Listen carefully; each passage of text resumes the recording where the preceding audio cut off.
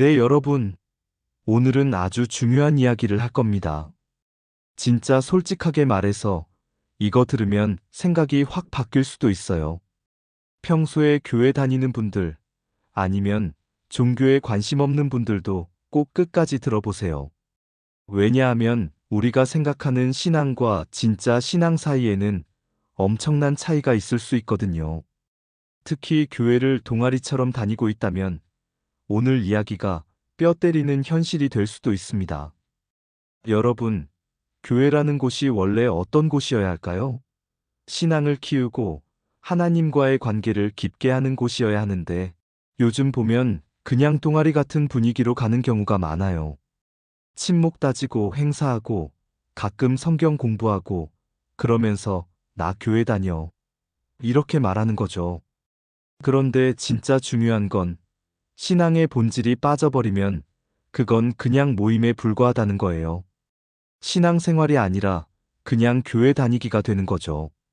오늘 우리가 볼 누가복음 2장 21절부터 40절까지는 이 문제를 생각해 볼 수 있는 중요한 장면이 나옵니다.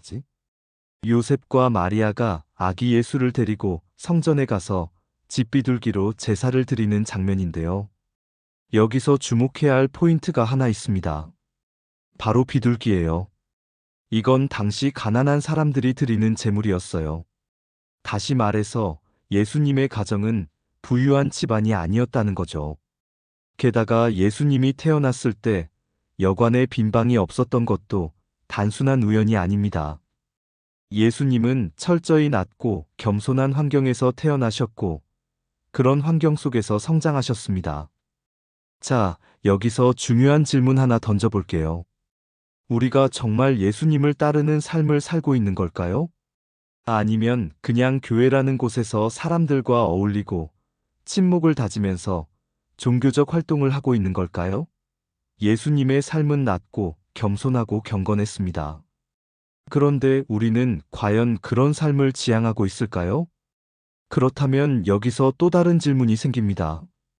동아리처럼 교회를 다니는 게 왜 문제가 될까요? 사실 겉보기에는 아무 문제 없어 보일 수도 있어요.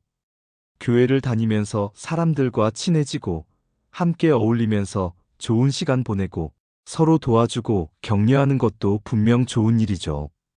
하지만 여기에는 아주 큰 함정이 숨어 있습니다.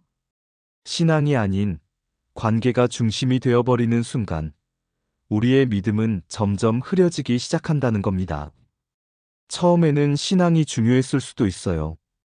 하지만 어느새 예배보다 사람들과 만나는 게 더 중요해지고 교회가 하나님을 만나러 가는 곳이 아니라 내가 아는 사람들이 있는 곳이 되어버립니다.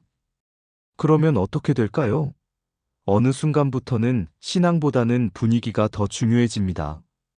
친구들이 있어서 교회를 다니고 사람들이 좋아서 예배에 참석하고 교회라는 공동체가 편안해서 떠나지 못하는 거죠. 그런데 문제는 그런 신앙은 진짜 신앙이 아니라는 거예요. 여러분, 신앙은 결국 하나님과의 관계입니다. 겸손한 삶, 낮은 자리를 기뻐하는 삶, 하나님과 함께하는 시간을 소중하게 여기는 삶, 그게 진짜 신앙이에요. 예수님이 가난한 환경에서 태어나신 것도 우리에게 이런 본질적인 가치를 알려주기 위해서였습니다. 돈이 많고 명예가 높고 화려한 환경에서만 배울 수 있는 게 아니라는 거예요. 오히려 가난하고 겸손한 자리에서 배울 수 있는 것들이 더 많다는 거죠. 그러면 여기서 또 중요한 질문이 나옵니다. 우리가 정말 예수님의 겸손과 낮음의 가치를 배우고 있는 걸까요? 아니면 그냥 교회 생활에 익숙해진 걸까요? 여러분이 다니는 교회는 동아리 같은 분위기인가요? 아니면 진짜 신앙의 자리인가요? 그런데 아직 끝이 아니에요. 이제 정말 중요한 이야기를 할 겁니다. 만약 교회를 동아리처럼 다니고 있었다면 지금부터 어떻게 해야 할까요? 그리고 진짜 신앙의 길을 가기 위해서 우리가 해야 할 것은 무엇일까요? 바로 이어서 이야기해 보겠습니다. 여러분, 만약 여러분이 세계에서 가장 부자인 사람에게 선물을 한다고 생각해 보세요. 진짜 엄청난 걸 준비했다고 쳐도 그 사람이 감동할까요? 이미 돈이 넘쳐나고 세상에 없는 게 없는 사람이라면 웬만한 선물에는 눈길도 안 줄 겁니다. 오히려 귀찮아할 수도 있겠죠. 그런데 말입니다. 우리가 하나님께 무엇을 드린다고 해도 하나님은 이미 이 세상의 모든 것을 소유하고 계신 분입니다. 그런데도 우리의 예물을 받아주신다는 거죠. 심지어 부자들만이 아니라 가진 것이 없는 사람들의 작은 예물도 동일하게 받아주십니다. 이게 무슨 의미일까요? 하나님께서 원하시는 건 물질이 아니라 그 재물에 담긴 우리의 마음입니다. 우리가 가진 것이 많든 적든 하나님은 그 중심을 보십니다. 이게 왜 엄청난 축복인지 아세요? 세상의 기준대로라면 가진 것이 많아야 인정받고 뭔가 대단한 걸 해야 가치 있다고 여겨지죠. 하지만 하나님은 그렇지 않다는 겁니다. 부자가 드리는 것과 가난한 사람이 드리는 작은 것도 똑같이 귀하게 보신다는 것.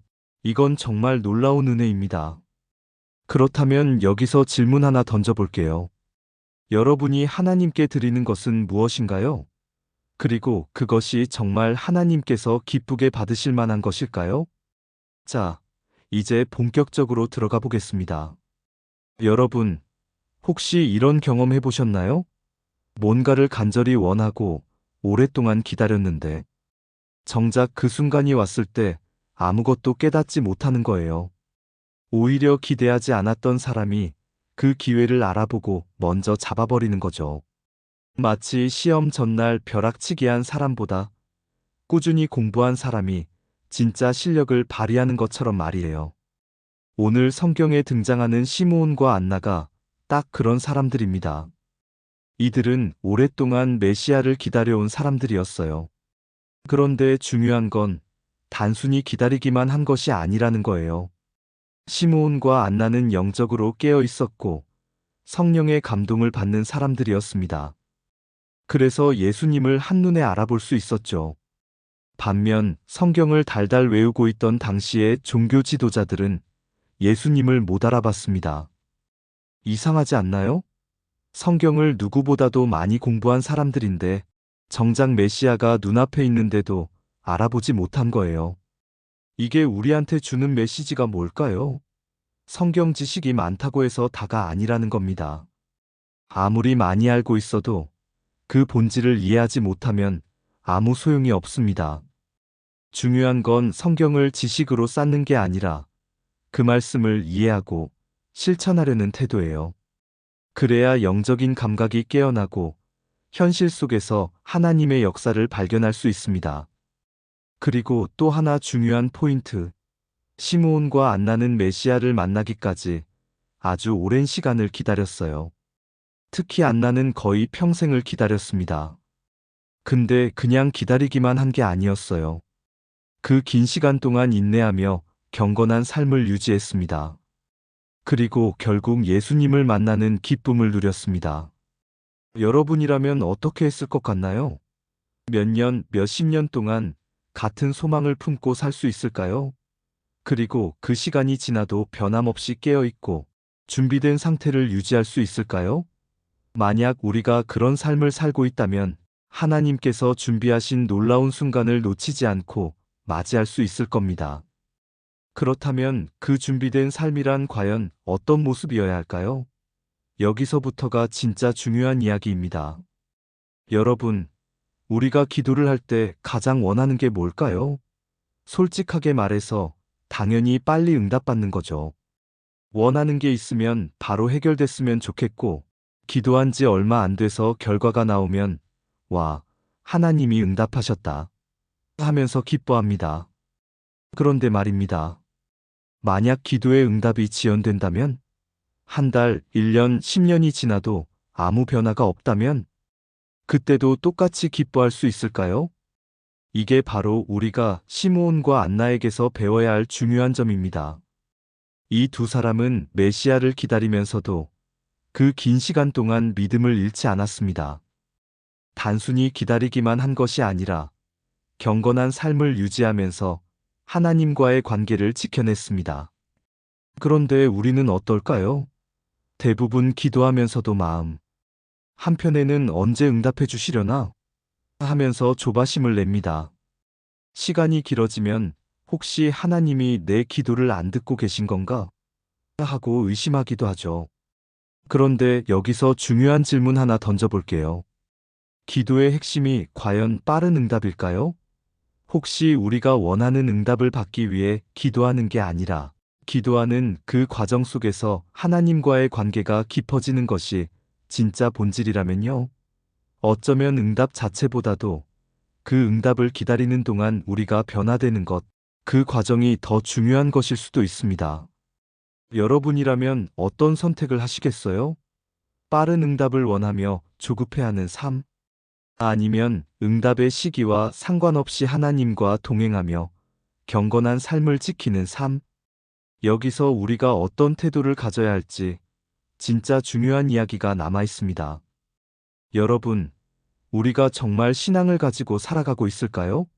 아니면 그저 원하는 걸 얻기 위해 기도하고 응답이 오면 기뻐하고 오지 않으면 실망하는 삶을 살고 있을까요?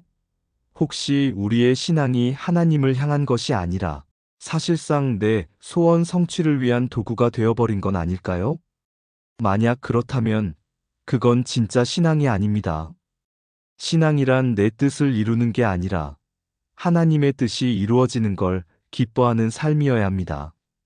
시므온과 안나가 평생을 기다린 것은 단순히 자기들의 바람이 아니었어요. 메시아가 오신다는 것은 하나님의 계획이었고 그 계획이 이루어지는 걸 기쁨으로 맞이한 것이죠. 그런데 여기서 어떤 사람들은 이런 질문을 합니다. 아니, 그렇게 살면 재미가 있나요? 세상적인 즐거움을 다 포기하고 경건하게만 살아야 하는 건가요? 어떤 사람들은 심지어 그렇게까지 해야 하나? 하면서 비꼬기도 합니다. 하지만 여기서 중요한 포인트가 하나 있습니다. 정말 낮고 겸손한 삶은 재미없는 삶일까요? 혹시 우리가 생각하는 행복이라는 기준 자체가 잘못 설정된 건 아닐까요? 여기서부터가 진짜 중요한 이야기입니다. 여러분, 만약 세상에서 가장 맛있는 음식을 한 번만 먹을 수 있다면 어떨 것 같나요? 처음엔 황홀하겠죠. 그런데 문제는 그 맛이 오래 지속되지 않는다는 겁니다. 몇 시간이 지나면 배가 다시 고프고 그 음식을 또 먹고 싶어질 거예요. 마치 세상의 즐거움이 그렇습니다. 순간적으로 기분을 좋게 하지만 결국 허무함을 남깁니다. 그래서 또 다른 즐거움을 찾아 헤매야 하고 점점 더 자극적인 것을 원하게 되죠. 하지만 하나님께서 주시는 기쁨과 축복은 다릅니다. 조건도 없고 끝도 없고 무한정입니다. 단 한 가지, 하나님과 연결되어 있기만 하면 됩니다. 그러면 세상의 유한한 즐거움이 아니라 비교할 수도 없는 깊고 영원한 기쁨을 누릴 수 있습니다. 예수님의 삶이 단순한 고난의 과정이 아니라 진정한 행복과 자유를 위한 길이라는 걸 깨달은 사람들은 이 사실을 압니다. 그리고 이 깨달음이 없는 사람들은 오히려 더 불행하게 살아갑니다. 그렇다면 우리는 어떻게 해야 할까요? 하나님과 연결된 삶을 살고 싶다면 시므온과 안나처럼 깊이 묵상하고 신앙을 단순한 종교 활동이 아니라 삶의 중심으로 삼아야 합니다. 만약 신앙이 없는 채로 교회를 다닌다면 결국 그건 단순한 동아리 활동에 불과할 것입니다. 오늘 말씀을 정리하면서 기도로 마무리하겠습니다. 사랑과 자비가 충만하신 하나님, 오늘도 우리를 깨닫게 하시고 돌아올 기회를 주셔서 감사합니다. 저는 때때로 세상의 즐거움과 타협하며 신앙을 뒤로 미뤘던 순간들이 있었습니다.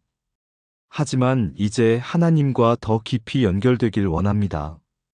우리가 하나님을 믿는다고 하면서도 세상의 기준과 타협하며 살아가는 모습을 버리게 하소서. 진정한 기쁨과 축복이 어디에서 오는지를 깨닫게 하시고 하나님께서 주시는 만족을 누리는 우리가 되게 하소서. 교회를 단순한 모임이 아닌 하나님과 동행하는 자리로 삼게 하소서. 겉으로 보이는 종교 생활이 아니라 진실한 믿음과 경건한 삶을 살아가도록 도와주소서. 우리를 사랑하시는 하나님께 감사드리며 예수님의 이름으로 기도드립니다. 아멘. 여러분, 오늘 말씀을 통해 진짜 중요한 걸 깨닫지 않으셨나요? 신앙이란 단순히 하는 것이 아니라 사는 것입니다. 그렇다면 우리가 살아가는 방식은 어떤 모습이어야 할까요? 다음 영상에서는 더 깊이 있는 이야기로 찾아오겠습니다. 기대되신다면 구독과 좋아요, 알람 설정까지 해두시고 함께 신앙의 길을 걸어가 봅시다. 다음 영상에서 만나요.